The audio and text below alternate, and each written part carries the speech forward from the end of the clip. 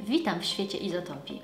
Ja mam na imię Wiola, a to jest kanał, na którym dowiesz się, jak poprawiać jakość swojego życia i stawać się najlepszą wersją samego siebie.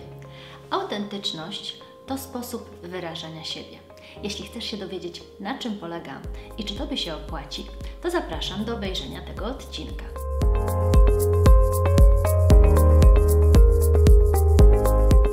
Specjalnie wybrałam ten temat na dzisiejszy odcinek, bo jest grudzień, rok dobiega końca, a moim słowem na ten rok było właśnie słowo autentyczność. Mam taki zwyczaj wybierania sobie słowa na dany rok.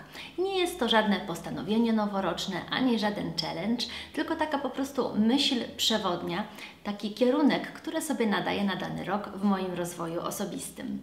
Ja rozumiem autentyczność jako sposób zachowania, wyrażania siebie, który jest zgodny z moją naturą, moją osobowością. Każdy człowiek jest jedyny w swoim rodzaju, niepowtarzalny i wyjątkowy. Każdy wyznaje jakieś wartości, ma swoje potrzeby, myśli, uczucia, talenty itd. W moim rozumieniu osoba autentyczna to ktoś, kto jest tych wszystkich rzeczy świadomy. Jest świadomy swoich mocnych, ale i słabych stron i potrafi je zaakceptować. Osoba autentyczna nie boi ani nie wstydzi się być sobą. Pomyślisz teraz może, że to wszystko brzmi super, więc kto by nie chciał być autentyczny? W ciągu tego roku, jak się domyślasz, poczyniłam wiele ciekawych obserwacji na ten temat. I mimo, że autentyczność brzmi fajnie, to jest z nią pewien problem. Ano jaki? Taki, że żyjemy w otoczeniu zasad, norm, standardów społecznych, które mówią nam, co nam wypada robić, mówić i myśleć. I często postępujemy zgodnie z tymi standardami, ponieważ boimy się negatywnych konsekwencji nieprzestrzegania tych reguł. Zastanawiamy się, co wypada, czego się od nas oczekuje, a co z kolei jest niemile widziane. No i myślę sobie, że to też dobrze, bo w końcu żyjemy w grupie, w rodzinie, w pracy, z przyjaciółmi i taki kompletny chaos i freestyle byłby nie do zniesienia, a nawet niszczący. O co więc chodzi z tą autentycznością? Temat budzi sporo kontrowersji, no bo z jednej strony eksperci od marketingu i brandingu uczą przedsiębiorców, jak wyróżnić z tłumu siebie, swoje produkty i usługi. Tutaj polecam dobrą książkę Anny Piwowarskiej pod tytułem Autentyczność przyciąga. Mówi ona w tej książce o tym, że jeżeli pokażesz, kim jesteś, to co robisz, dlaczego robisz to, co robisz i jak robisz to, co robisz, to przyciągniesz do siebie ludzi, klientów, Tobie podobnych, którzy zostaną z Tobą na dłużej. Z drugiej strony autentyczność może być pułapką i jakąś taką przeszkodą na drodze do rozwoju osobistego. O tym z kolei mówi profesor Harvardu Herminia Ibarra i tutaj załączę Wam też w opisie pod filmem link do jej artykułu w Harvard Business Review i do jej TED Talku. Jej zdaniem zbytnie pielęgnowanie swojej wyjątkowości zabija ciekawość i chęć poznania nowych obszarów ludzkiej osobowości. Niesie też ryzyko utraty wiarygodności, której przecież potrzebujemy jako rodzice, profesjonaliści w swoim zawodzie czy kierownicy. Ja mam własny sposób podejścia do tego paradoksu. Leży gdzieś on tak pośrodku między bezkrytycznym podporządkowaniem się zasadom i regułom oraz skrajnym indywidualizmem. Najlepiej o tym opowiem, podając moje przykłady i doświadczenia z tego roku autentyczności. Pierwszym etapem jest poznanie siebie. Jeśli oglądasz ten kanał, to prawdopodobnie interesujesz się rozwojem osobistym i wiesz, że nie chodzi mi tu o Twoje imię, nazwisko, zawód, numer buta czy rozmiar ubrania. Mam na myśli uświadomienie sobie i zaakceptowanie Twoich osobistych preferencji. Ja na przykład bardzo lubię ludzi, ale w ogóle małe grupy osób, których znam. Mogę być duszą towarzystwa na spotkaniu takiej właśnie grupy przyjaciół, ale na pewno nie będę tak się zachowywała w otoczeniu ludzi, których widzę po raz pierwszy. Mogę więc poprowadzić prezentację dla małej grupy osób, ale na pewno nie będę prowadziła jakiejś gali rozdania nagród.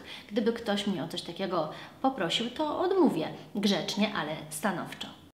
Warto więc obserwować siebie i nazywać te swoje cechy charakteru i preferencje. Jeśli masz kłopoty ze znalezieniem odpowiednich słów, żeby siebie opisać, albo brak Ci jasności w głowie, to możesz sobie pomóc, sięgając po jakiś test osobowości.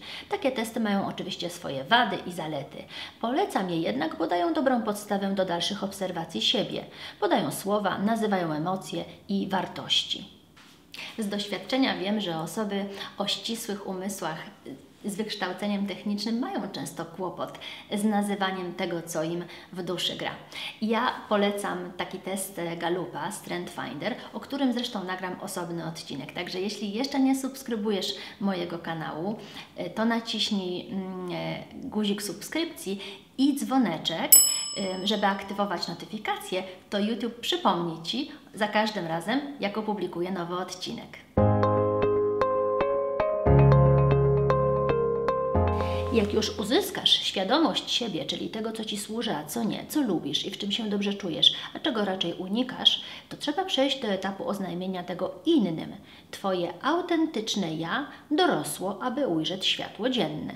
Ja na przykład nie jestem osobą mega wyluzowaną, dlatego nie zwracam się do Ciebie typu hej mały, hej mała, albo daj suba.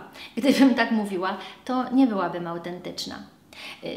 Często natomiast używam angielskich zwrotów, no bo mieszkam i pracuję za granicą i często w tym języku mówię i ciężko jest mi znaleźć dobre polskie odpowiedniki, chociaż się bardzo staram. Kiedyś ktoś mi zarzucił, że mówię jak wydrukowana książka, a ja wtedy odpowiedziałam, że jestem z wykształcenia lingwistką, pracowałam w szkole jako nauczycielka, a w ogóle to dbanie o kulturę języka jest dla mnie wielką wartością i nigdy z tego nie zrezygnuję.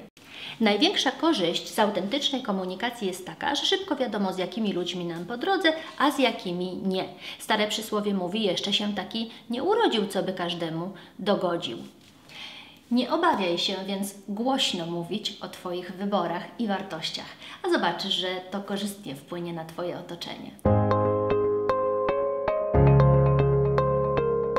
Trzecim i ostatnim etapem jest autentyczne działanie, czyli postępowanie zgodnie z tym, co o sobie wiesz, co o sobie mówisz światu. Osoba autentyczna, moim zdaniem, to taka, która jest spójna na tych trzech etapach. Ma świadomość siebie, jasno ją komunikuje i działa w zgodzie ze sobą. Ostatnio zasięgnęłam rady specjalisty, co zrobić, żeby bardziej rozwinąć mój kanał. A on mi powiedział, postuj często, minimum raz na tydzień. Rób te filmiki dłuższe, żeby YouTube mógł tam wstawiać reklamy. Załóż konto na Facebooku, TikToku i postuj tam codziennie, bo musisz do siebie widzów przyzwyczaić. Mnie włosy zjeżyły się na głowie, potem posmutniałam i chyba to było widać, bo ekspert zapytał, co jest nie tak, a ja mu powiedziałam, że nie będę postować raz na tydzień, bo pracuję na etacie i przygotowanie odcinka zajmuje mi dużo czasu. A nie wyobrażam sobie robić tego po łebkach i gadać byle co do kamery.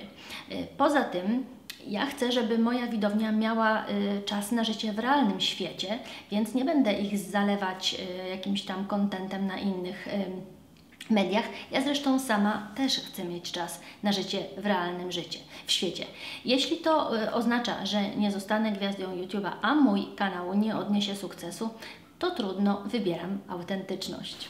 Napisz mi proszę w komentarzach, jak Ty rozumiesz autentyczność, no i jakie będzie Twoje słowo na ten nadchodzący rok.